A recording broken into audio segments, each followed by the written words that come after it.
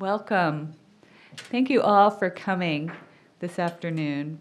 In planning for the inaugural events, we felt that it was essential, in addition to the pep rallies and celebratory breakfasts and invited lunches, barbecues, VIP dinners, that we allow time for the president to engage those who are really at the heart of the work we do as a university, the faculty. To take the opportunity to continue and extend the conversation he has begun with us about Fairfield's path toward becoming the modern Jesuit Catholic university.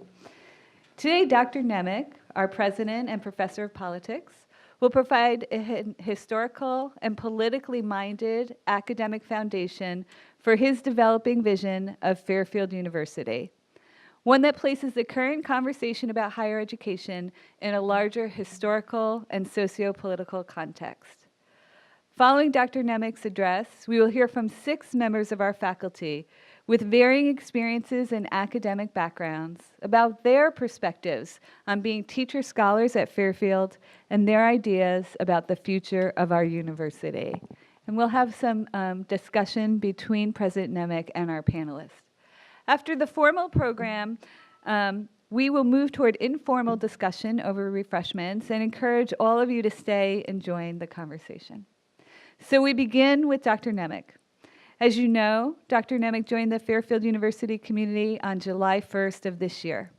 A graduate of Loyola High School, a Jesuit college preparatory school in Los Angeles, Dr. Nemec earned a PhD in political science and an MA in education from the University of Michigan. He holds a BA in English from Yale, where he was an all-Ivy League rugby player. Early in his career, he taught American politics as a visiting assistant professor at Davidson College and as an instructor at University of Michigan. He is the author of Ivory Towers and Nationalist Minds, Leadership and the Development of the American State, and a contributor to the educational legacy of Woodrow Wilson. Please join me in welcoming Dr. Nemec.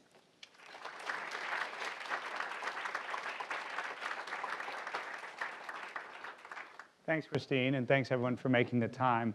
What I want to do is really tee up what I hope will be not just a conversation over this week, but actually a conversation for the next 5, 10, 15, 25 years.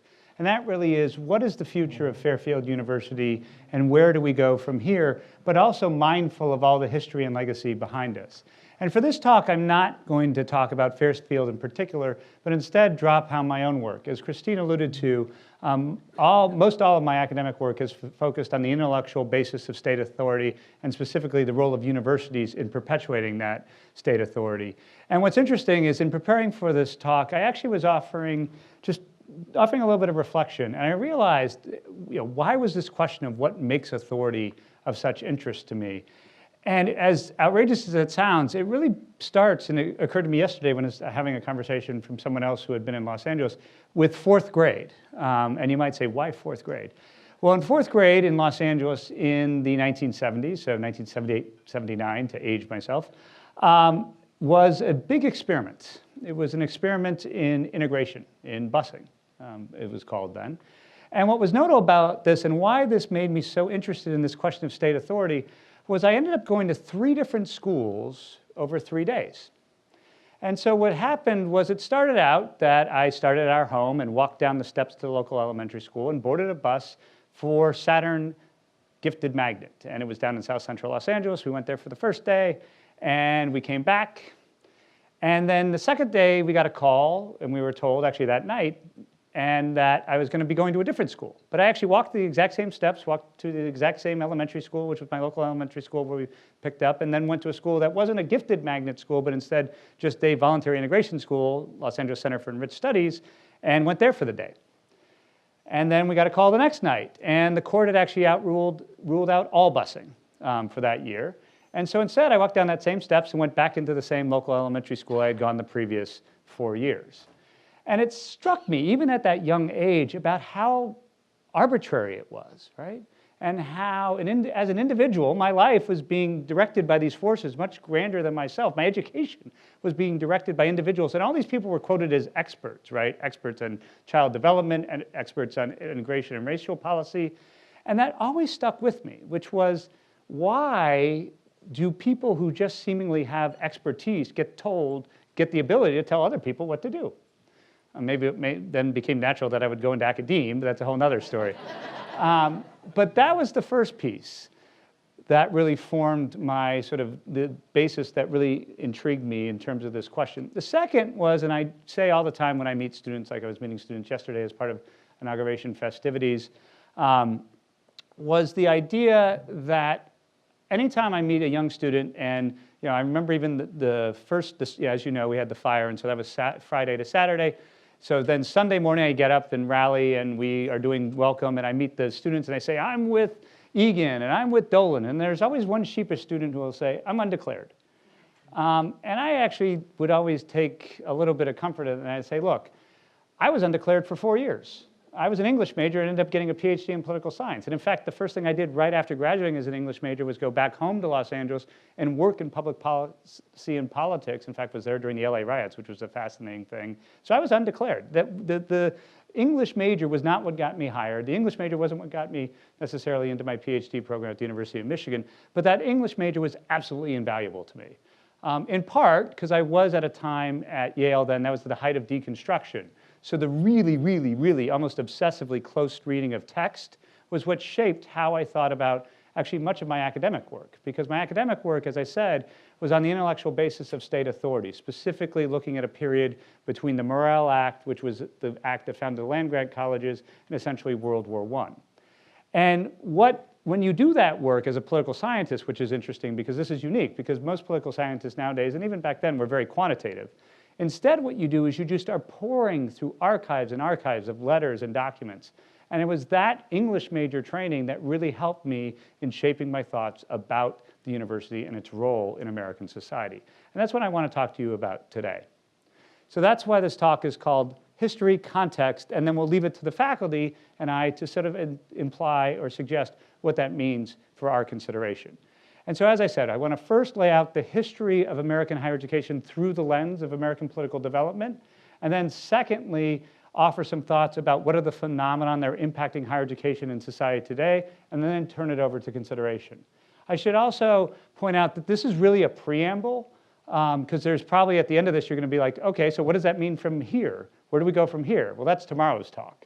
But this is really setting up the stage about how, in all candor, I've been really thinking about this for the last 25 years, and hopefully it will then make more sense for those of you who are able to attend. I hope all of you are able to attend the inaugural festivities tomorrow. One last point I would make. As you have heard, I'm a political scientist, but I am sort of unique in that tradition in that I am what is called historically, in fact, the last publication I was in, I think it was Damning with Faint Praise, where it talked about 10 leading historians and 1 historically minded political scientist contribute to this volume. But what that is it's a subfield of political science, politics as we call it here, called American political development. And American political development is basically founded upon 3 sort of streams of area of study. The first is about focusing on ideas, both public and non-public, institutions, governmental and non-governmental, and interest, individual and collective. It's really in that first 2, the intersection of ideas and institutions, that my work has focused. And in focusing on that work, I've always asked this question: what is the role of the university in the American experiment? And to start with that, it's not, I got to turn it on, I guess. We have to look through the historical lens, right? If we're going to ask ourselves what is the intellectual basis of state authority now, we have to look at the narrative that precedes it. And that narrative actually begins very much in the colonial era, right? What's notable is that all of the founders really were dedicated to the concept that the United States would have a national university. It's actually sort of very much instructive for us today, is that all these leading lights agreed that it was something we should do, but none of them could agree how it should get done. Sounds familiar, right? And so much so, in fact, that George Washington put in his farewell address a lengthy passage about the need for a national university in Washington, D.C. Unfortunately, Hamilton thought that that was too controversial and too difficult to accomplish and struck it. Washington actually put his money where his mouth was, as he left a significant portion of his estate, which was in what was Potomac River Company stock, to the founding of a national university. Unfortunately, with one of the many bubbles of the time, that stock ended up being worthless and no university was founded. But this question of a national university and why we don't have one has also always shaped my thinking, is that if you think about the American context, we have a national system of higher education, but I don't think anyone would ever say we have a national university. The advantage of that, though, is that it has led to very pluralistic experimental approaches to higher education. And that really began to get started not in the colonial era, because to be candid, most of the colonial era universities were very much in an English moral discipline kind of model. Harvard, Yale, and Princeton would be founded. So, as you may know, Yale was founded basically because there were a bunch of Congregationalists who thought Harvard was going too soft, so they moved down to Connecticut to be more severe. But by the Jacksonian era, we began to see colleges and universities, that would expand in such a way that really met the tenor of the times. And that was this phenomenon that we were looking west. We were looking to higher education as a tool of development. And it was probably most initially represented with the initial founding of the University of Michigan. And this is a shot from basically 1837. But the University of Michigan was founded. It's now celebrating its 200th anniversary. And it was defined as the Catholic Episcopaliad. And what that was actually was the center of all knowledge. The University of Michigan wasn't a higher education institution. It was a set of elementary schools, it was a set of libraries, and it was even a set of museums. The point there was the idea that the state would in some way oversee all culture and all knowledge. It was very French, actually, in that way. It really came out of some Napoleonic ideas about education. And what's interesting about this is it speaks to the nature of our westward expansion, right? Is that as we move further west, in some ways, the notion of the state became more and more central to development, right? So unlike the colonies, these westward territories were much more comfortable with handing over authority over things like education and culture to a governmental body, right? But that tension between centralization and decentralization has really been something that's been with us around higher education since essentially this westward expansion, right? There was no sense of coordination before, but once we began to see the system of state universities and also smaller liberal arts colleges, which would all have some religious affiliation, right? It's why if you make the trek west, it seems like every Western state has a Wesleyan, right? It was the Methodists making their way west. It also, to be candid, is everything also comes back to real estate. And that one of the reasons why is, for example, in Ohio, there are so many small liberal arts colleges is savvy developers realized that was a great way to get people to settle into your town. So it's fascinating how these trends of today really have their roots many, many, many years before. And so the relationship here between higher education and the national state was still relatively fragmented, right? We didn't have a national system of higher education. In fact, we had no national standards of higher education. So there was nothing that resembled what we have today, and nothing that even resembled the standardization of the 19th century. It was very federated. It was very diffuse. Yes, you would have some state authority over local institutions, but the relationship, for example, between the University of Michigan and the University of Virginia was non-existent, right? And the similarities, there was no even thought to ask ourselves, how do these things standardize? How do they come together? And there certainly was no thought that the knowledge was produced in these institutions could have any role in governance. Right? That's the important but subtle point here, is that yes, this was about creating educated citizens, but was not in any way, shape, or form about creating people who would govern. Does that make sense? That began to change in this era. So this era we call the Jacksonian or the antebellum era. That's actually a shot from Jackson's inauguration. I think it's a little stylized. That is the early era of the University of Michigan. And what happened so dramatically was in the era of what we call the New American State. Higher education transformed massively, so much so that an observer of the time pointed out that the Harvard of 1850 had far more in common with Harvard of 1650 than it did of the Harvard of 1900. Because think about it, the Harvard of 1850 had no labs, had no library, really. It was really about the formation of what we would call well-rounded citizens. But the idea of research and the idea of any kind of knowledge being created for an impact on society was pretty much non-existent or limited to religious education. The idea of scientific education didn't really take shape until this era. And I could talk for length about this era because it's what I've written most extensively about. But there's a couple of things to recognize about this era that, again, I think sometimes we forget or sometimes we take for granted. The first of these, again, is that there was no such thing at the beginning of this era, 1862, with the Morrill Act, of standardization around what a university was. So much so that one did not even need a high school diploma to attend most medical schools. Right? There was something called the Flexner Report, where an individual sponsored by the Secretary of the Interior, who ran the Department of Education, the Bureau of Education sat within the Secretary of Interior shop back then, and went around to all these medical schools and basically noted that most people who were graduating from medical school were scarcely literate. And that's probably a problem. Secondly, is this idea that the Morrill Act, while sometimes referred to as a very standardized approach to higher education, if you're not familiar with the Morrill Act, it was passed in 1862. It was a product of the pre-war era, and it was definitely an attempt by the Republicans to make some inroads in the South. But what it did was it set up the system of land-grant colleges, right, which is in many ways one of the major springboards for the research university in the United States. But what is mistaken about the land-grant system is the assumption that it was a standardized system. In fact, it was still a very federalized model. What do I mean by that? The land grants basically said this, that every state would be able to survey land and then sell that land to raise funds for education in agriculture and the mechanical arts. That's all it said. It did not say what that education should look like. And what it led to, in fact, was a great diversity of approach. Because I think right now, in our era, we sit there and we say land-grant college, and we all know what we mean, right? We mean Michigan State and Penn State. In fact, every year they play for the land-grant trophy because they compete for who was the first.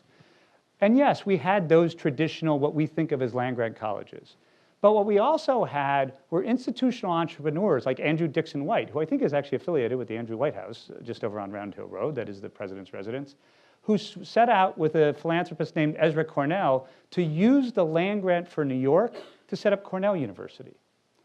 And that actually at least met the spirit of the act.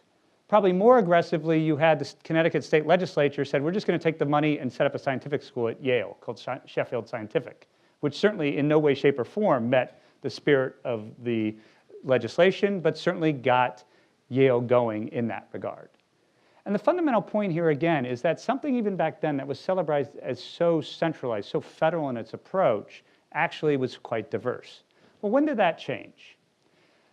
There's a lot of debate about when and why this changed, but I have suggested and written extensively about the fact that it's all really changed in 1900. And it's not just the fact that we've turned into a new century. It was that in 1900, an association of universities came together as the AAU and looked around the top 15 universities in the country at the time and said, we have to standardize. We have to come up with a common set of standards as to what does it mean to offer a bachelor's? What does it mean to offer a doctorate? And how are we going to work with one another to define that? The other thing that really shaped this was the relationship between a certain set of universities and preparatory schools. Because keep in mind, back for most of this era, one never had to actually go to secondary school to go to university. All you had to do was show up in New Haven or show up in Cambridge, take the entrance exam, and you would be enrolled if you passed. And keep in mind, for a lot of folks, they never would have thought to go to school. I mean, this was back when basically most people were homeschooled, right? But with the rise of compulsory education out west, you had high schools. And that actually made the system much more interesting, because what it led to was the first attempts at accreditation. And the attempts at accreditation did not come from the NIAS of the world. They actually came from the schools themselves. And what do I mean by that? Well, it really started with a gentleman named Henry David Fries at the University of Michigan, who set up a whole system throughout the Western United States called admission by diploma. And what that was University of Michigan professors would, and keep in mind, this is in the 1880s, when it's not easy to get from Ann Arbor to Detroit, let alone Ann Arbor to Chicago or Ann Arbor to Berkeley, California. But they would make those trips, they would make those visits, and upon the visit, they would either certify as accredited the high school or not. And if that high school was certified, then their students were admitted by diploma, it was called. And you might ask yourself, well, how impactful was that? I make the argument that that was actually the first era of regulation in education. Because actually in going through the archives, I found a fascinating letter from A.F. Nightingale, who was the superintendent of public instruction for the city of Chicago. And back then, yes, keep in mind, Chicago was a large city, but still didn't have that many folks. So it had 4 high schools. And it's a letter thanking the University of Michigan for accrediting them. And then he writes, in your report, you mentioned that there were 2 or 3 teachers who were not up to standard. Please let us know their names, and we won't retain them next year. That was the beginning of regulation, right? That was the beginning of standardization, and that was the beginning of certification. What's exciting about this, or what's important about this era, is that not only did it allow for standardization, but I would argue that standardization is what really allowed for the rise of the great research universities. And so you might know who these 2 gentlemen are, possibly if you've seen me speak before. It was easy when my former audience. The slightly portly gentleman there on the left is William Rainey Harper. He was the founding president of the University of Chicago. Gentleman on the right was John D. Rockefeller. And as you may know, Rockefeller is the one whose philanthropy set up the University of Chicago. But what you may not know is that Rockefeller nor Harper had any ties to Chicago. But Harper, being an institutional entrepreneur, recognized the need to expand higher education out west. And it was really the University of Chicago, along with Cornell, MIT, Stanford, those were the institute, and Johns Hopkins, that really drove the advent of the modern research university. It was later then that Harvard, Yale, and others played catch up. And it was this era of higher education where we really began to see this idea that we could bring expert knowledge to problems of societal import. Right? This is the era in which we begin to see the federal government start researching problems of societal import. Now, the narrative is that, as it's commonly told, is that the university started producing experts, and the federal government was looking around and said, well, we have all these societal problems. We better talk to the university about how we help with them. But that's actually not it at all. It was the university going to the government saying, hey, you see some of these social problems you have, poverty in the cities, what are we going to do with agricultural production? We have people who can help you with that. And that was how this idea of expertise, university knowledge as being important for societal decision-making really got started. So that change in directional force actually has a lot of impact when you think about it from a democratic perspective, right? And that this idea that people would step forward and we would grant that authority to individuals not based upon the fact that they represented any group, but simply because they were represented as being smarter, and how much that has impacted our policies today. I don't pretend to have all the answers, and we realize that this was a period in time that was very exclusionary in many ways. But it's important to note that this idea of knowledge as central to societal problems really is a modern phenomenon when you think about it, and it really got started in this era. What's interesting is that this era had a good long run, but with the Great Depression, obviously, things changed. And we moved into an era that political scientists, American political development scholars call the New Deal regime, right? And this New Deal regime had a lot of remarkable aspects of it. I would say in terms of higher education, we all know what the most remarkable is, and that is the advent of the GI Bill. This is one of Fairfield's, if not Fairfield's, first graduating class. And what you may not know, and you may not always recall, is that, keep in mind, Fairfield was founded in 1942, right? But our first graduates didn't graduate until 1951. And it wasn't that that generation, it took a little longer. It was that we actually didn't accept any undergrads until 47, right? Because they were all busy with the war effort. But it was the GI Bill that granted additional access. And I think it's also important to note that in its own way, Fairfield really should be proud of how much it stood for access from its very earliest days. Because as Father Blaszczak, Jerry Blaszczak, who you may know, runs the Center for Ignatian Spirituality, points out, is that when Fairfield was founded, the Harvards and Yales of the world were not accepting, or maybe they'd accept 1 or 2 people a year with last names like mine and his, right? And so instead, for those Italian, Irish, and Hungarian, and Czech immigrants who were down in Bridgeport, where were they going to go to higher education? And Fairfield was produced in many ways as a first-generation university. Now, I realize our history has meant that we've moved somewhat away from that. But I think anytime we think about our role and how we produce more access, I think it's important to understand that that's what our roots lie in, right? That we were about producing access for those first-generation immigrants who had come through the war effort. The other thing I would point out about this is that this was the high point for an understanding of higher education that I still have. And that is the connection of higher education to productive citizenship. And in this way, I talk about it as Tocquevillian. I would say Wilson also embodied this in many of his writings, but it's this point. And that is, scholars of political science have pointed out that in the United States, at core, the concept of the American experiment is really not about a race or a class or an ethnicity or a gender. It's really about a concept of civil engagement, right? Civic discourse. And that one's likelihood to engage civically is very, very, very much dependent upon one's access to higher education. And so if we are going to maintain civic discourse, it follows that we have to maintain access to higher education. And that was considered sort of truth for many, many, many years. The challenge came, or one of the biggest challenges came to that idea in the 60s. And that was with the rise of the neoliberal state. This is actually a photo that might just seem like two older gentlemen. One you, I assume, recognize, Ronald Reagan, and the other gentleman who's walking past him. But this is a photo that I have suggested, and actually was adopted by other speakers, as really signifying the start of the neoliberal state. This is the moment that Clark Kerr was leaving the Board of Regents room at the University of California in Century City, where they were meeting in a hotel, after he'd been fired as president of the University of California system. And it's where Reagan, as newly elected governor in 1966, stepped in and basically took over the University of California. More importantly and more significantly, that this firing represented the beginning of an epoch where higher education's value wasn't questioned, but the idea was we would allow the market to decide, right? That market solutions were the right approach to higher education. And that's really what the neoliberal state is about privatization, it's about reinventing government through privatization, and reinventing those institutions that might impact government through privatization, private hospitals and for-profit education.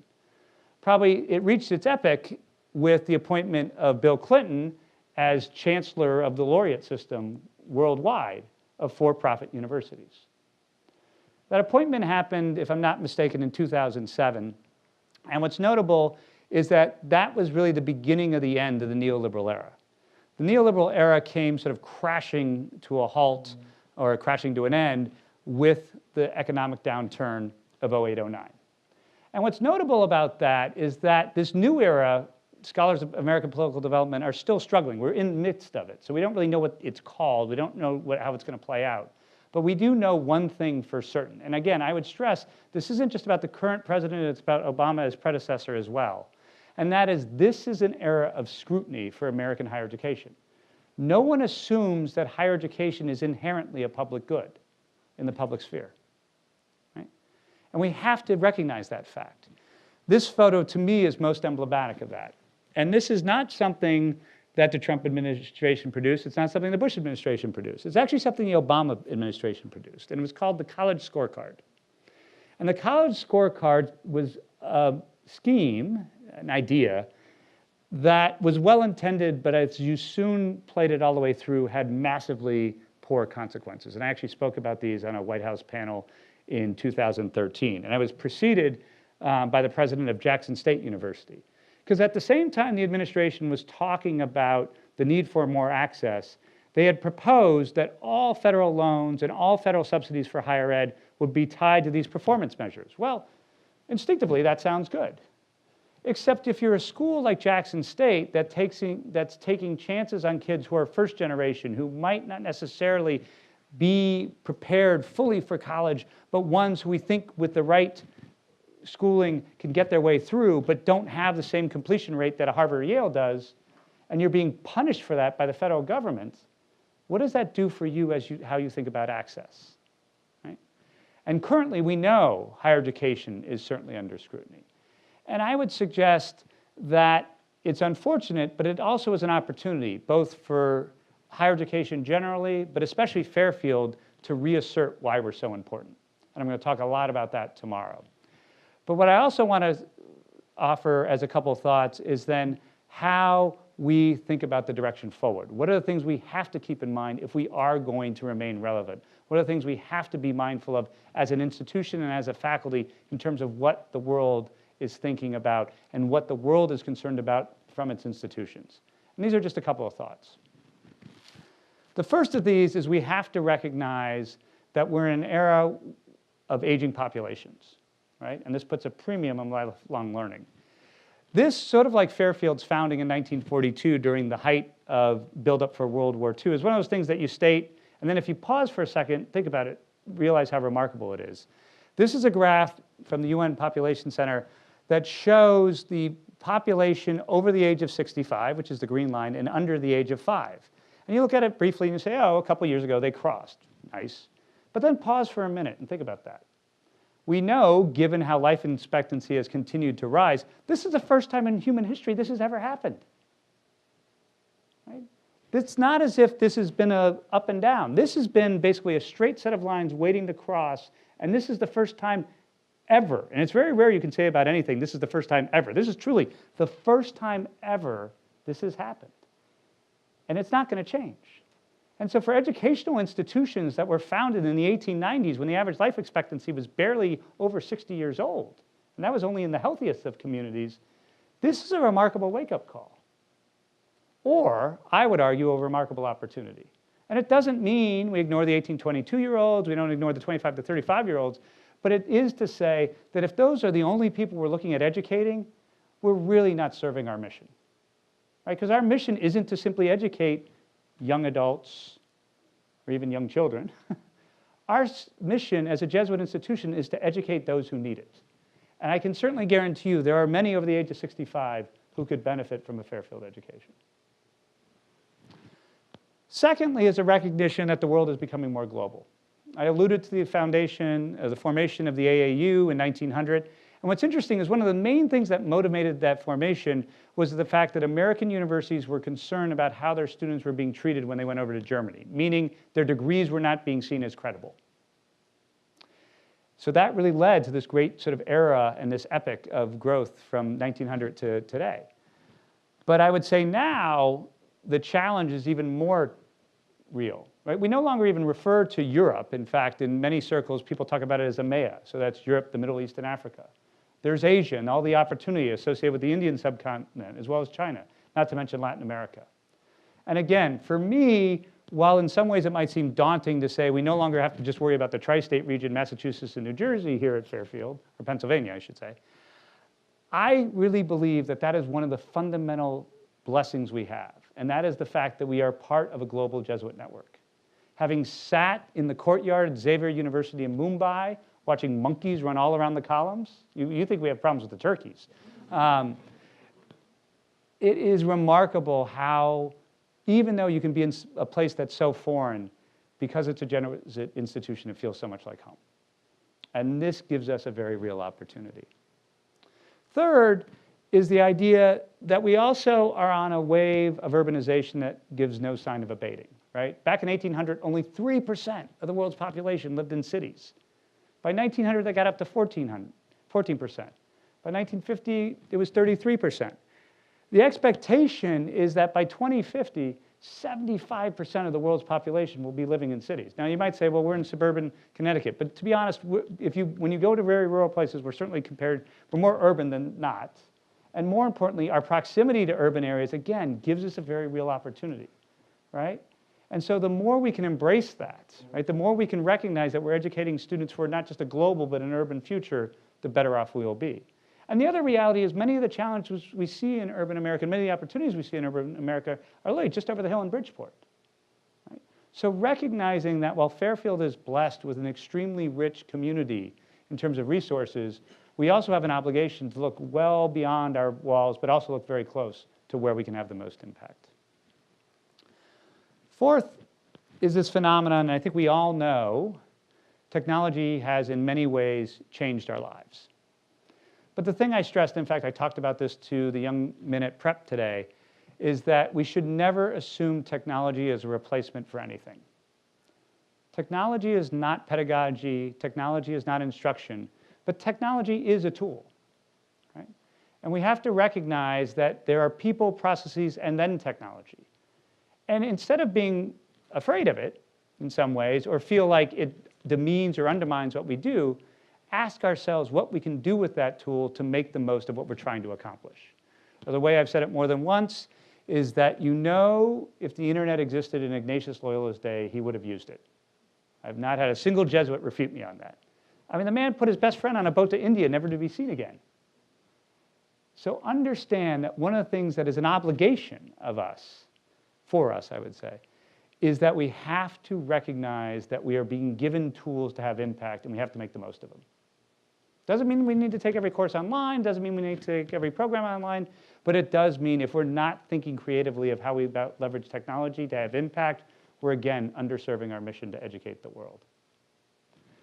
And lastly, I would say we're also in a moment of time where we really have the opportunity to truly make data-driven decision making. It's notable, right? The ability to analyze and assess data has never been more powerful. And yet, I think we're all, to a certain extent, a little bit overwhelmed. What I would suggest, though, is that this is a moment for reflection, is that we need to, as an institution and also as a faculty, ask ourselves, how are we thinking about our impact? Because I think one of the things that's most exciting to me, and I'm going to talk about this at length tomorrow, is that one of the things I started out talking about was the fact that higher education is under an era of scrutiny. One of the things we know that there are questions about the business model of higher education. And I think there's some legitimate questions there. At the same time, those who say universities are being disrupted, those who say that universities are going to go away, they're like the record albums, that's nonsense. But what it is to say that we have to think long and hard about what we're trying to accomplish and how we can have the most impact going forward. And the model of higher education that Fairfield was founded on, and that is the comprehensive master's level university that focuses on student experience and outcomes, is the model that I think is going to best serve society over the next 125 years and is most well positioned to have an impact. Having come from a Research One, I think Research Ones, other than those super elite, with $10 billion endowments, are in a very precarious position. Because if you look at their financials, and they're all publicly available, most of them are exceedingly dependent on federal subsidy. And that guarantee is very, very, very precarious. Right? If you're dependent on NSF funding, if you're dependent on a hospital that gets a lot of Medicare reimbursement, and that's the way that you're balancing your budget, if that's the way you're keeping the rest of your academic enterprise running, that is a tough spot. Similarly, pure liberal arts colleges, while I'm a huge fan of them and I think they have a great place, I think are more and more becoming luxury goods. Right? They're not necessarily what we see as society asking for. And so a liberal arts college at its core that focuses on student outcomes, what Fairfield is really what is most exciting to me and where I think the university is most well positioned. And as I reflect on this, there's a couple last things I would close with, and this is basically a précis for what I'm going to talk about tomorrow. As I think about this concept of what is the modern Jesuit Catholic university, there's a couple ideas I want to emphasize. The first is that it is a modern Jesuit Catholic university, not postmodern. Right? As a modern university, we have a commitment to objective truth, and we recognize that there is a pursuit of that. Second, as a Jesuit Catholic institution, we recognize that our purpose is the formation of men and women for others in pursuit of social justice and productive citizenship. But we also believe that there's something inherently dignifying in education in and of itself. Third is that we have to ask ourselves, what are the characteristics of being modern? And I've alluded to most of them already, but let me just repeat them. The first is we have to recognize that our enterprise is about lifelong learning. Second, we have to recognize that we are in an effort to create a holistic education, the mind, the body, and the spirit. I've joked more than once, and actually it was a friend of mine when I told her I was leaving for here, she said, that seems like a good fit for you, because here at the University of Chicago, it's mind, body, spirit, question mark. This idea of cura personalis, of a well-rounded individual, of the mind, the body, and spirit continues to be reinforced in cognitive psychology and elsewhere. And then third is this idea that we have to look beyond our four walls. Right? This is not about drawing up the drawbridges and staying in the ivory tower. It's finding partners across our domains and disciplines. I mean, keep in mind, the funny thing, I laugh, is that political science wasn't deemed worthy of the arts and sciences for many of its initial history, right? That's why we have these institutes of political economy at places like UVA, because the arts and sciences faculty wouldn't accept the political scientists. Thankfully, we're now part of the tribe, but at one time we weren't. And secondly, not just look beyond our academic boundaries, but look around our university boundaries. We have an opportunity to partner with industry, with other universities, and just as importantly, with our communities that really is second to none.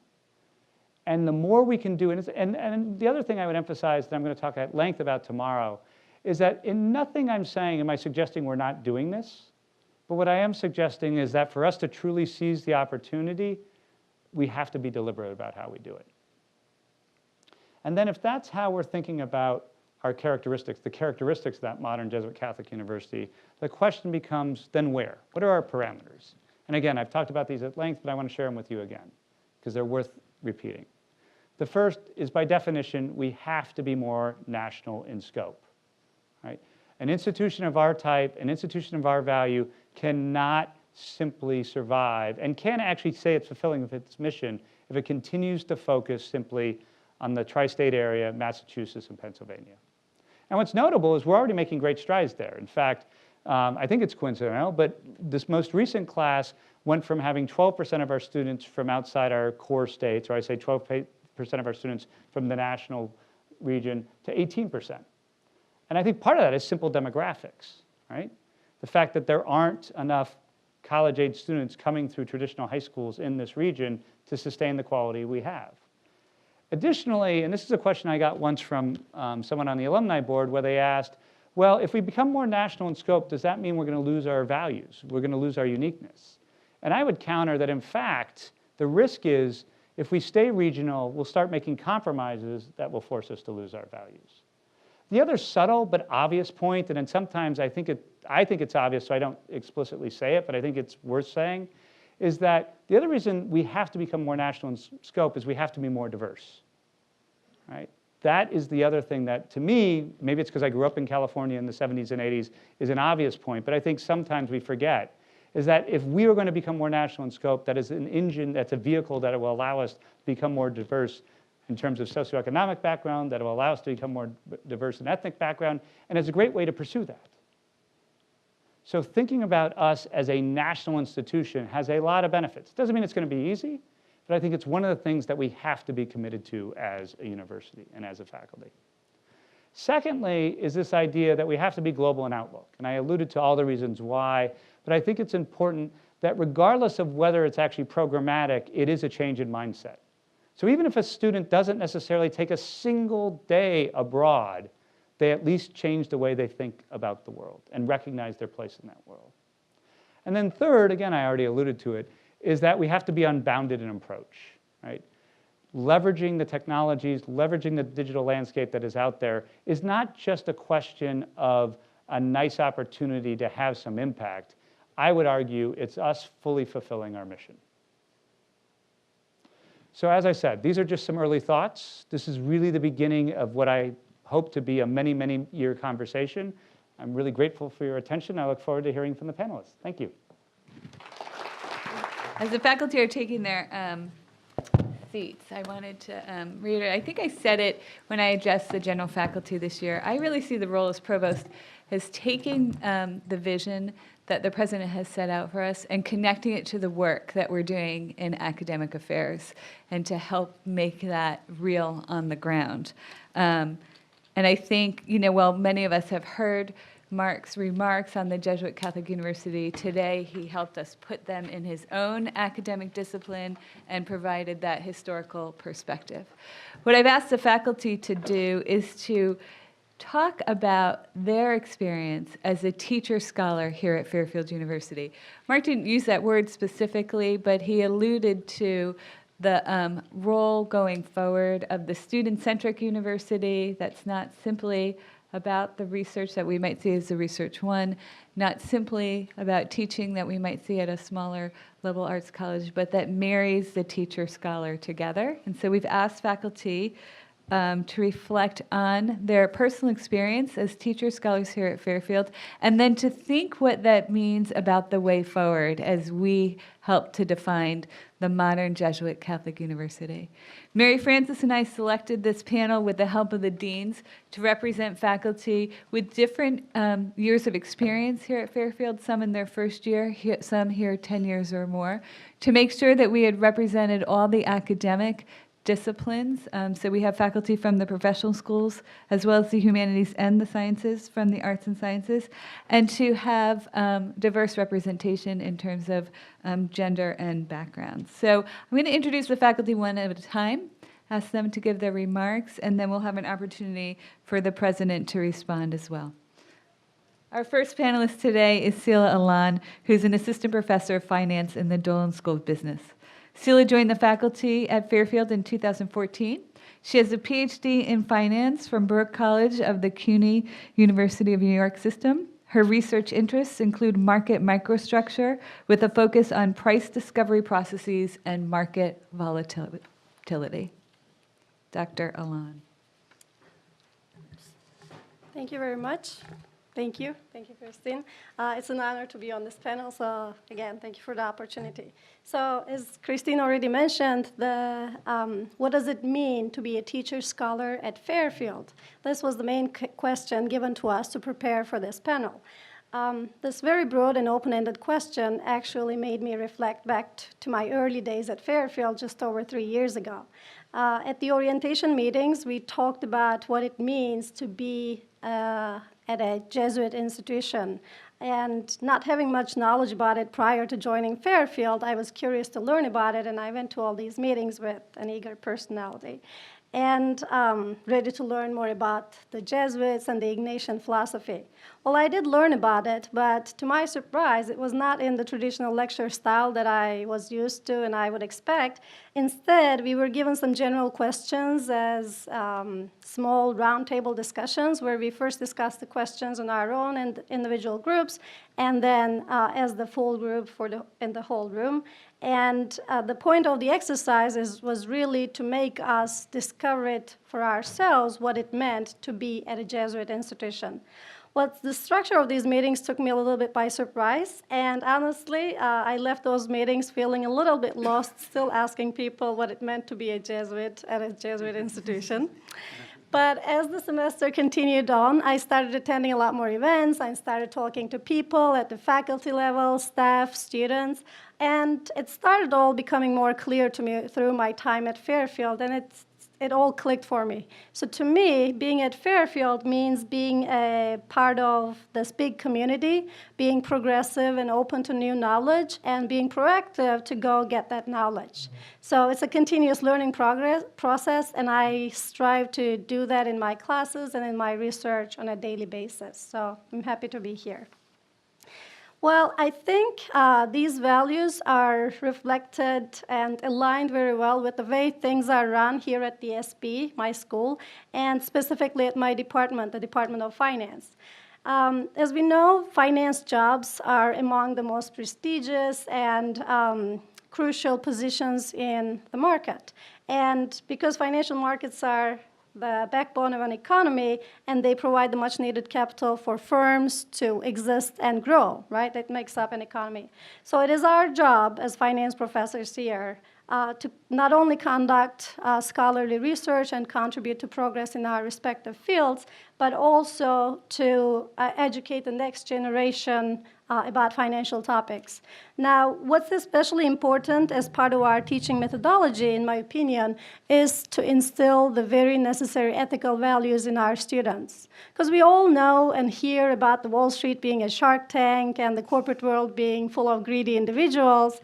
So I believe that it's especially important to raise well-rounded individuals that will join the financial world and show the world that these finance jobs can be done with integrity. And I believe that the teaching philosophy here at Fairfield is very well aligned to make that, and I see that in my students every day.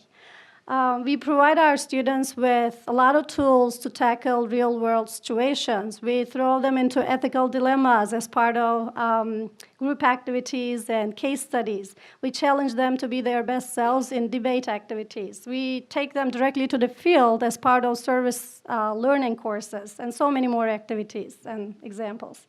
Actually, at this point, I would also like to talk about my own, not just teaching, but learning experience here at Fairfield. Well, I always enjoyed being in the classroom. Who doesn't, right? You go up in front of a bunch of people, and you get to talk about what you like, and they all have to listen to you for the next 75 minutes. But what I discovered at Fairfield through talking to a lot of my faculty colleagues and also attending some of the really cool CAE workshops is that there are actually many more ways to make the class classes a lot more exciting and effective for both the students and the professors, no matter what the topic is. Because we all know when you say finance, some students start thinking twice about whether or not going to class and raising their hands. So today, as a result of all my learnings at Fairfield, today I believe that my classes are a lot more streamlined and fun than they were 3 years ago. For example, I no longer have a student falling asleep in my class, which I think is a score. Well, joke aside, I can clearly see that my students are more mentally engaged and they are actually in the classroom to be in the classroom, engaging in the discussions a lot more. Because we all know we have really respectful but also a little bit shy students here, at least in the DSP, where it might be a little bit tough to get them to speak up, but I feel like I've been doing a better and better job of it. And I'm certain it will get better over time because that's what it is like at Fairfield, that there's no end to the learning process. I'm always learning about new ways to teach better. For example, I'm currently, as President Mark Nemec alluded to talked about technology, I'm actually currently learning how to teach an online course because there was clearly need for it among our students. We saw some of our students taking some online courses at other institutions over the summer or the winter break and transferring the credits over. So there was the need, so I volunteered to, I've stepped up to do it, and currently I'm working on that challenge. I'll let you know how it goes. I'll collect some data and we'll analyze.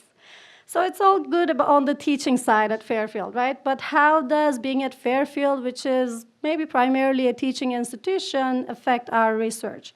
Well, I see Fairfield as a place where I'm expected to be a great teacher, first and foremost, but I also feel valued and significantly appreciated as a scholar, and I think I'm provided with the tools to be able to fulfill this being a great researcher role as well. For example, at DSP, we recently acquired a new database called WRDS, thanks to our Dean Ligas. It will be useful not just for faculty, but all of our students as well. We're already getting a lot of requests to create usernames. And we made the case for it, and we got it, so that was great. And we all have pre-tenure sabbatical at Fairfield, which is something I have not heard of at many other institutions. We have summer support, we have research awards, right? So I believe that my research is highly valued at Fairfield, and I feel supported, even though we're expected to be great teachers, and we do have substantial course loads, right? So we're expected to carry it all and do great in both areas. And to just give you an idea about my research, in some of my recent research projects, I look at how the stock markets work, specifically look at the opening price volatility in the stock markets and relate that to fragmentation in the markets, which simply means just having multiple trading venues for stocks to be traded at. Now, this is a current and ongoing topic that is also highly researched by the economists at the Securities and Exchange Commission. In fact, they were the ones that introduced this regulation called Reg NMS around 2007 to increase the competition in the stock market, to no longer make the New York Stock Exchange as the monopolist that they were for years. This actually really did bring the commissions and fees lower, which was great for all the investors. But it also led to an increase in the number of trading venues. So basically what I now look at is what are the effects of this fragmentation in the market.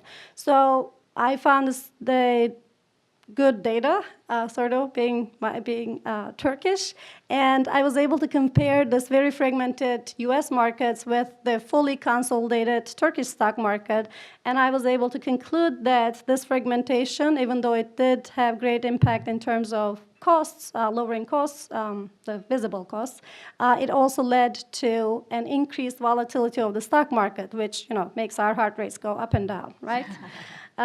So as a result, I propose that this effect of fragmentation should be recognized by the policymakers and should be taken into account in subsequent policy decisions, which is something that I feel strongly about, and it's a great contribution to my field. To sum up my experience here at Fairfield, it's been a productive and rewarding 3 years, both in terms of research and teaching. I just came back from my pre-tenure sabbatical last year.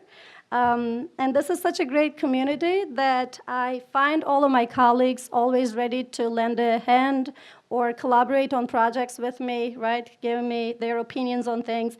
And the students are always respectful and eager to learn. I love knowing that I'm part of this modern Jesuit Catholic institution, where being forward-looking and progressive is valued very much. Thank you. Thank you. Our next panelist is Dr. Pierre Orlis. Pierre just joined Fairfield University faculty this fall as the chair and associate professor of educational studies and teacher preparation in the Graduate School of Education and Allied Professions. He holds a PhD from the University of Massachusetts Amherst. His research interests include the politics of language, race, gender, and cultural studies, as well as critical pedagogy. Pierre. Thank you so much. I'm fighting a cold. I hope I can make sense of what I'm going to say. Anyway, it's really a great honor to be here. I've been here for 6 weeks, and so I cannot claim to know everything about Fairfield. But first, I want to thank the president for sharing his vision for the university, which I share. I also want to thank my colleague who has shared many great things with us this evening. I don't think I would have a lot to say like her. However, what I'd like to begin by saying is that although I may be new here, but I'm not new to the Jesuit philosophy. I was born in a colonized land, Haiti, where we have had Jesuit priests who have used their privileges to help those who have been underserved. By being underserved, I'm referring to those who've been marginalized, historically marginalized, because of their, social class, race, ethnicity. In Haiti, it's really an issue for us when it comes to class disparity. So it was a good experience for me growing up, having a connection with priests who would use their privileges to help, marginalized boys and girls. I was one of those boys. So being here at a university that values and embrace same philosophy is really refreshing for me as a teacher, just a teacher. I mean, to me, teaching is about serving. The serving should be about, making effect social change. And because we serve, we believe in transforming people's life, not only on campus, but also in wherever there might be a need for whether it's a workshop that is designed to help teachers improve their teaching skills, whether it's about helping students understand what they should be expected in schools, whether it's about helping teachers to develop, respectful collaboration with families, because families, in my humble opinion, are the best teachers. So if we want to make a difference in student life, we have to make family a priority. This is why I agreed to do a workshop that is designed to help teachers figure out better ways to work with families. Often we make assumptions about families because they don't look like us, they don't speak like us. We assume they don't know enough about their kids, even though they are the best teachers of their children. And I think Fairfield has done a superb job, but I cannot talk about Fairfield in general, but I can talk about the department of which I'm chair and member. We have done a fantastic job reaching out to school districts that need our expertise. And I'm proud to be part of the department that does that. And I hope to be able to contribute to the great work that my colleagues have been doing in the department, in particular in the Graduate School of Education, ALI professions, and in general. And I also look forward to working with the president, hopefully help you materialize some of the vision that you have beautifully laid out for us. Thank you. Thank you. Our next panelist is Dr. Emily Orlando. She's an associate professor of English in the College of Arts and Sciences. She's been teaching at Fairfield since 2007. Emily holds a PhD from the University of Maryland. Her research interests include 19th and earliest century literature, especially the American realist Edith Wharton, Victorian culture, women and gender studies, and the intersections between literary and visual culture. Dr. Orlando. Thank you. And thank you, President Nemec and Provost Siegel, it truly is an honor to to represent the humanities in the College of Arts and Sciences at Fairfield University.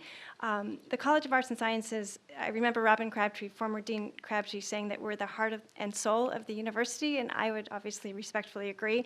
We're certainly the heart and soul of the core curriculum. Every May at commencement, I have the pleasure and joy to see students walking across the Bellarmine lawn, students who I've taught at every rank from English 11 up to and through upper level seminars or honor seminars in literature. And because I'm an Americanist, I'll reference two of my favorite writers. So Emily Dickinson, 19th century American poet, has urged us very famously in a poem to dwell in possibility, and those are really words to live by. Fairfield University is, I think, for all of us, a place of extraordinary possibility. And I've been here, I've had the pleasure of being here for now 10 years, and I came here with 5 years under my belt as a tenure-track assistant professor at Tennessee State University in Nashville, and a public institution, a 4-4 teaching load, wonderful place, great city, but not terribly great support for research scholarship. And so, and I also knew Fairfield growing up. I come from Massachusetts. Fairfield was the place where the smart kids went. And it's really true, and they do, and they still do. I've been very happy here, and I have to say that the moment that I got here, I felt inspired by my colleagues, and I'm not making this up, to step up my game as a teacher, because my colleagues are teachers of the year, and they're extraordinary. They're star teachers, and they're star internationally recognized scholars. And so they made me better, and I'm a lot better than when I got here. And I came with a bachelor's from St. Anselm College, English and French, and I was really drawn to Fairfield also because of its strong emphasis on the humanities-based curriculum that St. Anselm College also had. And of course, the Jesuit mission, again, attracted me, and it makes me want to stay.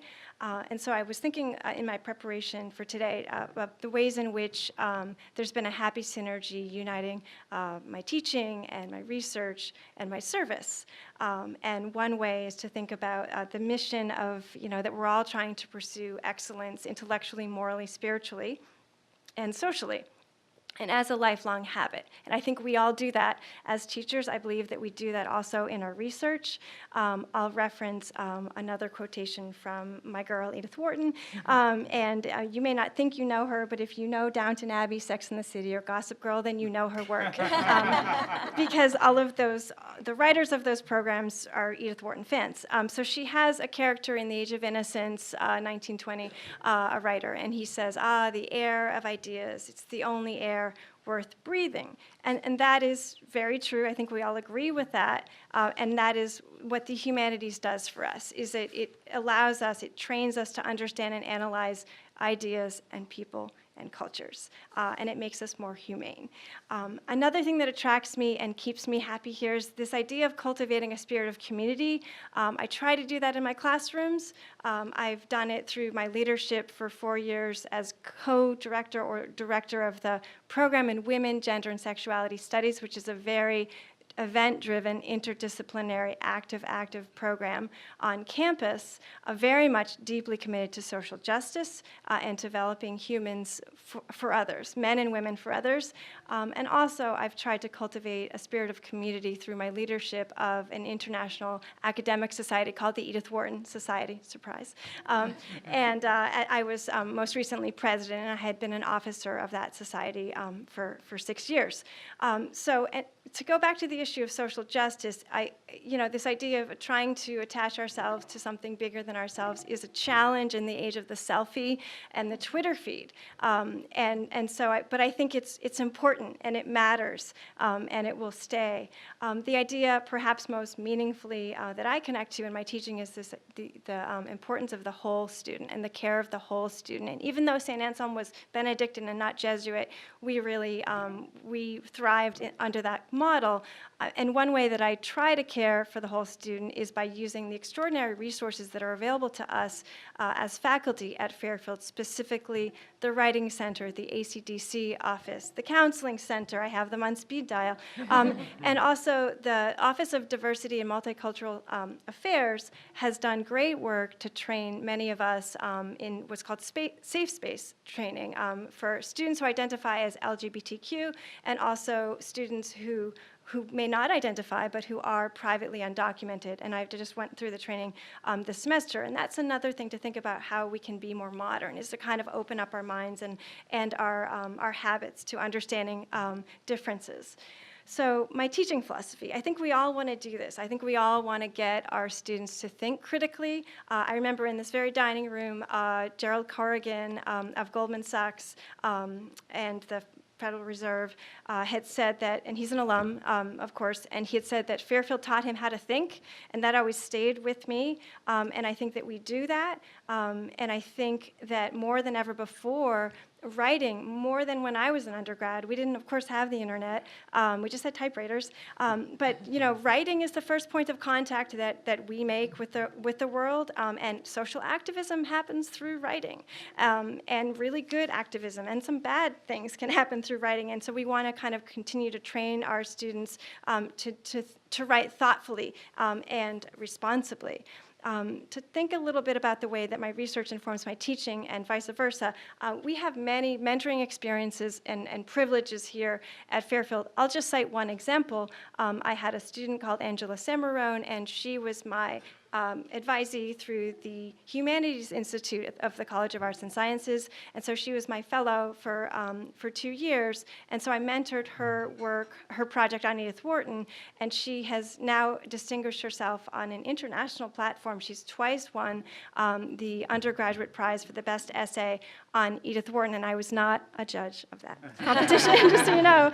And she also accompanied me to an international conference in Washington, D.C. of the Wharton Society. We allowed 9 undergrad student panelists, and she's now got her essay accepted for publication in a peer-reviewed journal. So that's one of many wonderful mentoring opportunities that we have had, and again, to kind of inspired by my own research. So looking forward, I agree. I think that the future of Fairfield is very promising, and I guess I'll mention Hamlet. He tells us the readiness is all, right? I think he was talking about murder, and I don't think that's the right context.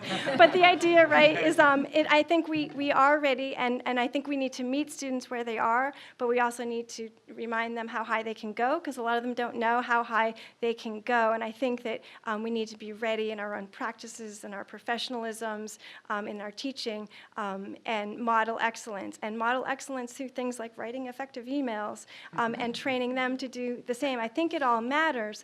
I was really happy as a person who works in literature to see there was a study that came out in Scientific American magazine recently, and it proves this theory that reading literary fiction teaches us empathy. And we can look to models like Richard Wright writes about reading H.L. Mencken trained him how to understand his supervisor, right? How to get his bosses through reading. And in order to do anything well, we need to know how to understand people, culture, and ideas. And again, the humanities does that for us. And I'll just cite an example from this week's class.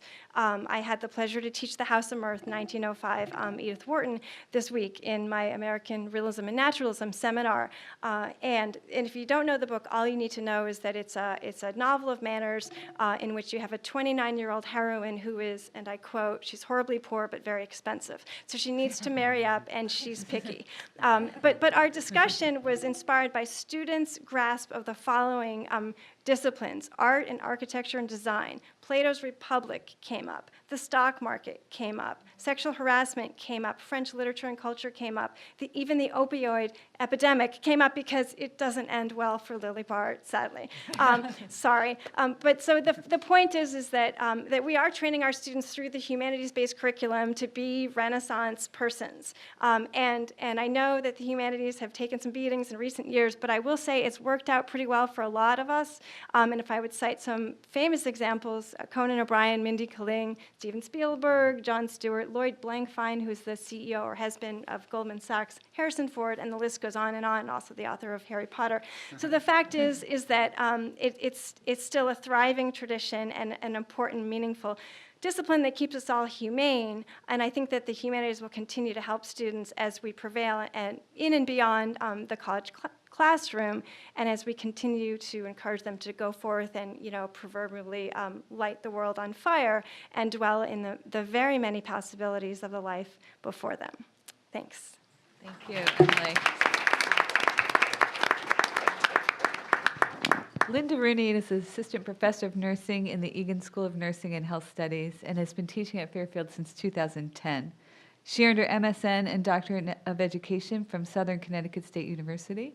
She's certified as a pediatric nurse, pediatric emergency nurse, and academic nurse educator. She has over 20 years of clinical, leadership, and administrative experience at Yale New Haven Children's Hospital. Dr. Rooney. Thank you. First of all, welcome President Nemec to Fairfield. I know that I've seen you in several contexts, but I've never had the opportunity to say so. Dr. Siegel and Dr. Malone, and most specifically, Dean Kaiser, thank you for having the faith that I could sit up as part of this panel. So, during my second semester as an assistant professor here at Fairfield, I was excitedly going to my mailbox, looking for mail, hoping, for some validation that I really did work here because I felt like it was part of a dream. And I went inside my mailbox and I got a copy of Conversations on Jesuit Higher Education. So we all receive it. So it was the 2015 January issue, and I looked at the cover, and it had a title saying Integrating Ignatian Pedagogy and Nursing Values. And it had 5 authors listed. And I have to admit, the title was okay, but I was really drawn by the name of the last author. It was Patricia Benner, who is a nursing theorist that my colleagues in nursing are nodding their heads about. And what she really focuses on is role and skill acquisition in the development of the nurse. So the authors, I stopped what I was doing, and I actually read the article at the time. And the authors cautioned academic nurse educators at the time because we have such a focus on our professional skill development acquisition. We have checklists, we have tests on Blackboard. You all are nodding your heads because you've interacted with our students either in the core or in other considerations. But they really suggested that we needed to consider the role of the Jesuit education as it aspires to address the whole person and empower them to be leaders of the humane world, to become men and women for others. So it's not enough just to teach our students these checklists and the skills and how to insert the catheter and how to do all of these things, but it's the development of the full person, right? Cura personalis, which we all know. And we need to really encourage our students to be called into action. So this is the essence of what it means to me personally to be a teacher scholar at our modern Jesuit university. So I provide an example for my students because I'm a nurse, and then they also see me in this role of teacher and scholar. So for example, I still put my scrubs on and I work at the hospital at the bedside, taking care of acutely ill and injured children at the Children's Hospital. There's a lot of issues that come that are not just related to the direct hands-on care of these patients. I maintain my practice at our campus at Bridgeport, where we have a huge refugee population, and the issues that we have are real world and true. And this is on top of those very complex medical issues that they have. So I share these experiences with my students in my teaching. So for those who have desire to take action in a different way, they can work with me and work on research projects, as my interest is in pediatric trauma. I share my experiences with my students about the collaborations that I do with other national professional organizations. I hold leadership positions, and we really try to make the strides in the improvement of care of injured kids across our country. So that framework that I referenced, the integrating Ignatian pedagogy, made sense to me then, but then when I was asked to be part of this panel, I reflected upon it again and reread it. And now it makes more sense now than ever. And I just would like to imagine 2 elements related to this in our modern Jesuit university. So first of all, at the Miriam Peckham Egan School of Nursing, we actively seek out opportunities to develop innovative pedagogy, right? So we all know it. If you've been a patient yourself or if you've had a family member in the hospital, it's a quick turnaround time. Patients are just not in the hospital for the same amount of time that they used to be. So the trickle-down effect is that our students aren't having the same kinds of experiences with patients who've been in the hospital for a really long time. So what we're able to do, because all academic nurse educators are challenged with this, we have our new state-of-the-art simulation space, and if I can be another person to invite you to please come, I'm in room 111. You can just knock on my door, and I'm happy to take you around. I understand that there's faculty in the Department of Psychology who have toured the birthing suite and have participated.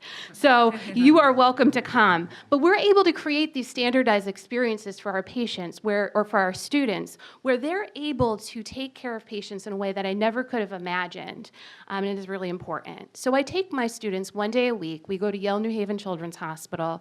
You know, they load themselves up in a car. Parking's really expensive. They come in their red and black scrubs, and they meet me on the floor at 6:30 in the morning.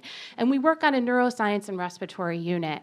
And while after the 6 weeks, they have the opportunity to become quite proficient in taking care of kids with respiratory and neurological conditions, so cystic fibrosis, epilepsy. What they don't do is they don't have the opportunity to take care of a kid with a congenital cardiac defect, or they don't have a chance to take care of a child with leukemia.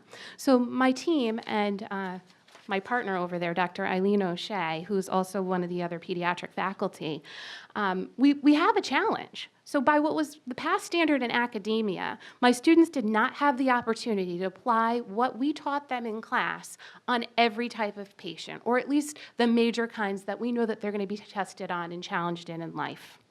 But imagine a hybrid learning environment where all of our students engage in the same experiences, all taking care of the same complex, multi-system patients, just like they're going to as a nurse, but within the safe space of our simulation center. Then when they go to the clinical setting, where they're going to take care of these real patients, they're going to take care of patients at a higher level than ever imagined. So I'm pretty proud that 70% of my colleagues in the Egan School maintain current clinical practice. So what this enables us to do is that, so on top of our teaching and scholarship, we're maintaining our clinical passions with actual human beings, just not the mannequins that you see on our third floor. But what this gives us the opportunity to do is we can design really high quality and authentic simulations for our students. This is the same equipment that they're going to see in the practice setting, and we're able to do this for them. Our professional organizations have told us that we can replace a part of their clinical hours with time in a simulation setting. But what's kind of uncharted and curious is that there's been really limited study about what this model looks like, especially for an entire undergraduate program. So I'm very excited, and I know my colleagues are as well. With the resources that we have available, we're poised to create these great experiences for our students. My colleagues and I, we just moved in at the end of August, but we're actively engaged in scholarship related to imagining what this looks like. And we're at the forefront of leading what this looks like on a national level. Second, we have a strong vision and direction towards interdisciplinary and interprofessional education. We want others across campus to work with us. We will come to you, you come to us. We know that best healthcare outcomes result when providers work collaboratively in teams, but we need to cultivate these skills in our undergraduate students. We want them to be compelled to justice, right, to take action in the world. So for our students, whether they end up being a nurse taking care of a child on life support in the intensive care unit, or they go to Cameroon, as my student Julia Brown did, and she graduated this past May, and she's with the Peace Corps. We need them to be compelled into action. I envision, because I guess I have the liberty to say how I envision this to be, our new public health majors working with our nursing students and our pre-health students, both in the community and in the simulated lab settings, helping solve world problems together. I'm really excited about working with my colleagues to build on the relationships and courses that already exist. And I'm in some conversations about what this might look like. So this would be working with folks from different departments and inviting you as the expert. So if that's a philosopher coming to consult on a case that might be involved with an ethical issue as the expert and having dialogue and bringing our students together, that might be one aspect. Or another opportunity might be working with someone who's an expert in forensics and teaches a course related to that and having them come into our simulation lab. So stay tuned. So the conversations have started and the excitement is all ahead. So like many of you, I've been fortunate to hear President Nemec several times now. And a few weeks ago, he mentioned a book by Dr. Bielak called How the Body Knows the Mind. I'm a good listener, and I'm always looking for a good book.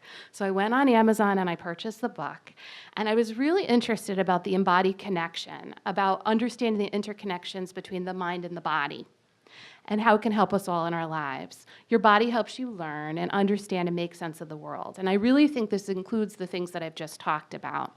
It has the potential to lead a radical transformation of not only, I'm quoting from the book, so sorry, I lost my place. There's a potential to lead a radical transformation, not only of the way in which people act and think, but in the very way in which they live outside the world. As Dr. Belak notes, when your body can move outside of the box, your thinking tends to follow. So this is an exciting time at Fairfield, and I'm really excited to be part of it. Thank you. Thank you. Dr. Amalia Russo is Associate Professor of Software Engineering in the School of Engineering. She joined the Fairfield University faculty in 2007. She received her PhD in Computer Science and Engineering from the University at Buffalo of the State University of New York system. Her research interest includes document image analysis, pattern recognition, artificial intelligence, and biometrics. Dr. Russo. Thank you for having me here to share my Fairfield experience. Thank you, Christine and the president as well. So one of the primary reasons I chose to come to Fairfield 10 years ago was because the university places a high value on quality teaching and encourages innovative pedagogical strategies and research.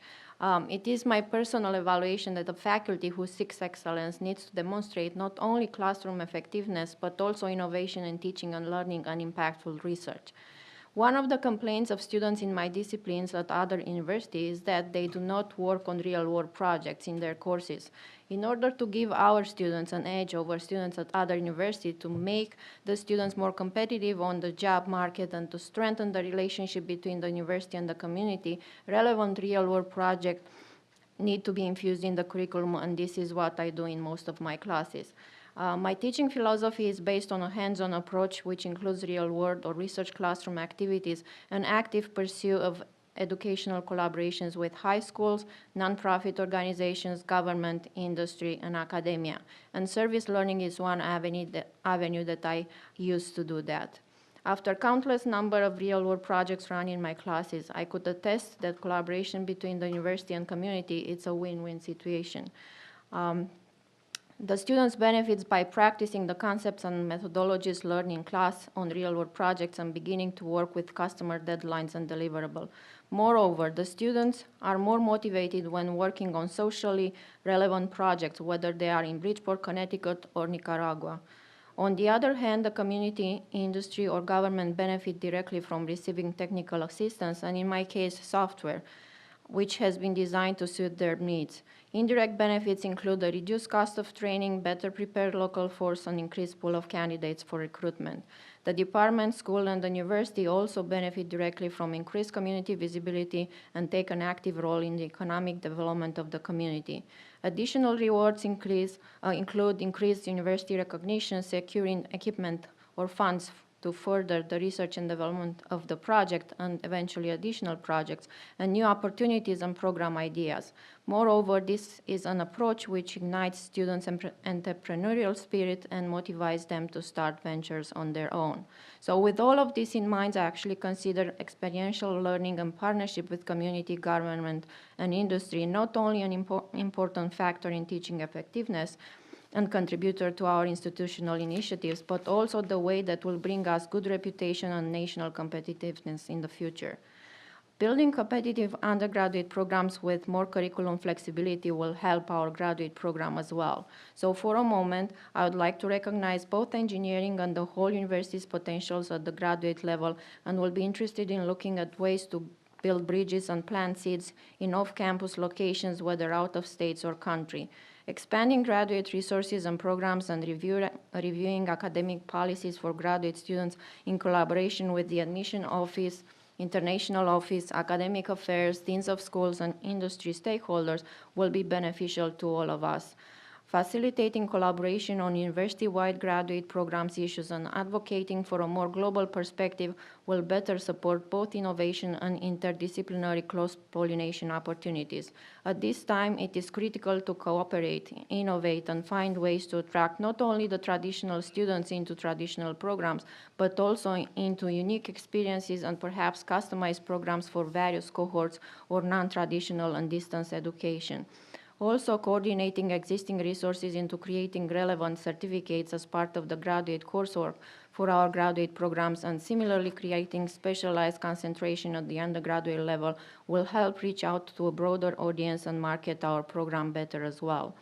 On the other hand, my research is led by an ability to adapt and reach a balance between both theoretical and applied research and also between educational and technical research. I currently lead an industry-funded artificial intelligence research lab in collaboration with a major global robotics company headquartered in Montreal. The lab provides several research assistantship opportunities to both undergraduate and graduate students, with some of those students being employed full-time by the company after graduation. On-campus funded research have the benefits of interacting with industry professionals and outside people's under control environments where faculty can provide assistance to students and mentor them on proper path, and also allowing students to earn money while working in between classes, whereas off-campus internships require them to take half or whole day off from school. Establishing and actively pursuing interdisciplinary opportunities for research and student mentorship, ultimately leading to a Fairfield Innovation Center, was and will continue to be part of my faculty priorities in the future, and I know of other colleagues in engineering who are also embracing similar research initiatives that bring wealth and good reputation to the university beyond local reach. Over time, I have taken various leadership positions, and I'm sure that Fairfield faculty did their share at some point in time. However, moving from the position of contributor to driver, from micromanager to forward thinker, and becoming more proactive than reactive is an important necessary shift in my views that will help the engineering school and the university as a whole. As a firm believer of the theory that says that the whole is greater than the sum of its parts, I expect engineering to not only be on an important player that will help define a better whole, but also be an active driver for future changes. So with that in mind, I salute the great university goals that President Nemec has bestowed upon us and will work together to provide vision and support in their implementation. Thank you for the opportunity to be part of your inauguration celebration. Thank you. Our final panelist today is Aaron Van Dyke. Aaron is Associate Professor of Chemistry in the College of Arts and Sciences. He joined the Fairfield faculty in 2013. Dr. Van Dyke holds a PhD in organic chemistry from the Massachusetts Institute of Technology. His research interests combine biology and chemistry, and he's currently exploring designating small molecules to control transcriptionally important protein-to-protein interactions. Thank you. Well, I'd like to thank the Provost and the President for the opportunity to be on this panel. When drafting my remarks, the story of Goldilocks and the Three Bears came to mind because the first version felt like it didn't have enough Jesuit terms, and the second version had too many Jesuit terms. And if I'm Goldilocks in the story, I think one of the bears might be Mary Frances Malone. Mark Nemec has spoken about the importance of cura personalis, care for the whole person, and I think he's right to say that this is a critical part of a modern Jesuit education. As I was reflecting on how we, the faculty, fit into this modern Jesuit university, another term came to mind, cura apostolica, care for one's work or care for one's institution. These two terms, cura personalis and cura apostolica, are not in competition with one another, rather they are complementary. If we are well-rounded people, how then are well-rounded people supposed to go about their work? And I'd like to offer two ideas for your consideration. Idea number one, we should cultivate a culture of companionship. Companions, you may be thinking, Aaron Van Dyke wants to turn Fairfield into a Hallmark card. I assure you that is not my intent. The word companion comes from an old French word that literally means to break bread together. To break bread together. Stop and think about that for a moment. Think about the people you've invited into your home to share a meal with. See their faces across your dinner table. Recall the stories you've told and the ideas you've debated, the joys you've shared and the frustrations you've shouldered. Because it's through those encounters we realize the worth and human dignity of one another. I think this is why Ignatius of Loyola called those early Jesuits companions, not co-workers, not collaborators, companions. many of whom left the bubble of Western Europe to never see their homeland or their friends again. But if you read their letters, the bond of companionship is clear. Ironically, fast forward to Fairfield in 2017, and it's not geography that isolates us from one another, it's overscheduling that insulates us. So when lunchtime rolls around, we end up breaking bread with our inbox rather than one another. This is why I'm such an advocate for the faculty dining room. It is not about getting a good deal on lunch. It's about having a space where faculty and administrators and staff can come together, the labels can drop away, and we can build companionship. That way, when we do the important work of shared governance, we sit down at a table and we can recognize our human dignity. So if you've still yet to go to the faculty dining room, your first lunch is on me, and I'm really serious about this. Shoot me an email. If the first part of Cura Apostolica is to cultivate companionship, I think the second part is to be imaginative teacher scholars. Again, you may be wondering, why imaginative? And I had a recent experience that helped to answer this question. I had the opportunity to visit the Dominican Republic as part of the Ignatian Colleagues program. And the purpose of this immersion was to break bread, to listen to the stories of other human beings and to share them. On my trip, I met a woman with polio who, at the age of 35, had never left her bedroom. I met a man with terminal lung cancer who welcomed us into his home with more hospitality than I have ever experienced here in the U.S. I met workers in an Under Armour sweatshop, and I met workers at a fair trade banana farm. And I met Haitian refugees living in conditions that I am still trying to process. As I reflect on the faces that I encountered and the stories that I heard, my imagination saw a pattern of chemistry. Chemistry in the polio vaccine that the woman didn't receive. Chemistry in the chemotherapy drug that the man is taking. Chemistry in the polymers that are used in the sweatshop and the fertilizers used at the farm. And I thought, gosh, these experiences would make for a great core science course around chemistry and justice. Again, the product of imagination. Because only imagination can envision a world without polio, a world without cancer, and a world with just wages and labor practices. We cannot simply be teacher scholars when our imagination envisions a more just world. At that point, we have an obligation to form students who will bring about that justice, students who can see their own sacredness and the sacredness in the world around them. I'd like to close with this thought. Imagination is not daydreaming. Daydreaming is a fantasy that's divorced from our lives. Rather, what I'm advocating for is active imagination that is rooted in our everyday experience. As a result, a Jesuit university has diverse imagination because the faculty gathered in this room represent different faith traditions, races, ethnicities, sexual orientations, and cultural experiences. So next time you're tempted to break bread with your inbox, consider instead sitting down for lunch with one of the imaginative teacher scholars in this room.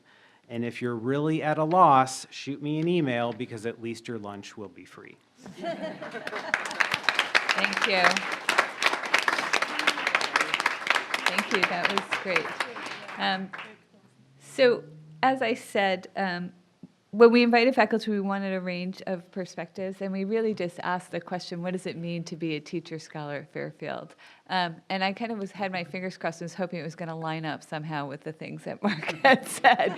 And as I sat here and listened, I was pretty pleased to recognize, as President Nemec told us, what he's asking us to do in define the modern Jesuit Catholic University is not radically different from what we're already doing, but to be more deliberate about it. And this conversation today, I think, helps us to think about the ways in which we are being deliberate.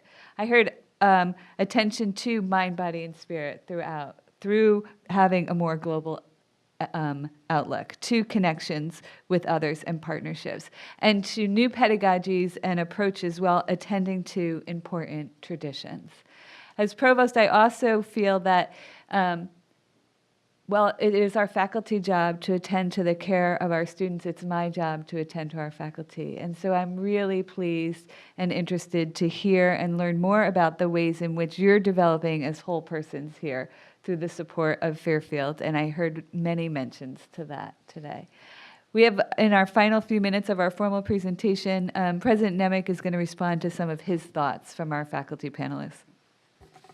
And really, I just wanted to take this opportunity more than respond, just to thank you all. I know this is not a light undertaking, and I'm so very appreciative of your thinking and your energy. And I do want to just offer one sort of last ask of all of us, and that is, ironically, it's not dissimilar to what I asked of the prep students, believe it or not, this afternoon when I spoke to them. And that is, I think all of us have a responsibility as stewards of the whole, right? All of us have an incredible faith, an incredible commitment to this institution. And we all recognize that coming from different disciplines, different traditions, different histories, we might have a different sense of what that means.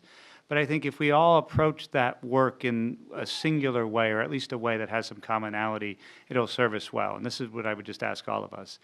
And this actually echoes a lot of what I think I've talked about in the past, I know Christina's alluded to as well, is that it's this Jesuit Ignatian concept of heroic leadership. And the first of these is that we be innovative, right? Let's always recognize that there's an opportunity for improvement, and let's never take the status quo as acceptable. And that is in all aspects of our lives. Secondly, is that we really be courageous, right? That, again, we be willing to ask ourselves and ask others those tough questions and engage in conversations that, really do make us all more a community, but also make us push our thinking in new ways. It's sort of the flip side of that idea of innovation. And third is that I think we also have to acknowledge, and be self-aware, right? I recognize I come to this conversation, and it's amazing. It continues to occur to me. I've always thought of myself as a historically minded political scientist, but I am a political scientist, and I tend to look at things in very much an institutional and organizational and a political lens. And I ask you all recognize that's how I'm viewing the world, just as you're bringing your disciplines to it as well. And I think the thing that actually is most heartening and most thrilling to me is that, one of the things that I've heard throughout this conversation, it's really a subtle but absolutely apparent piece of the Fairfield community, is that this is really a family. And this family is one that I, myself, and I know our family consider ourselves so blessed to be a part of. But it also means, as families, it's sometimes this is the hardest thing to keep in mind, and that is be kind. Right? Having 4 children who every Christmas we say to them, all we ask is that you get along, and it never makes it past, Christmas Eve. I just ask that as we go through these years, and not necessarily in relationship to, the faculty and staff and students, but more importantly, the faculty to one another, recognize that all of us have goodwill in our hearts and good intentions in our minds. And as a family, we need to work through those all together. So thank you for the conversation, and I look forward to continuing it over a glass of wine. Thanks so much. Thank you.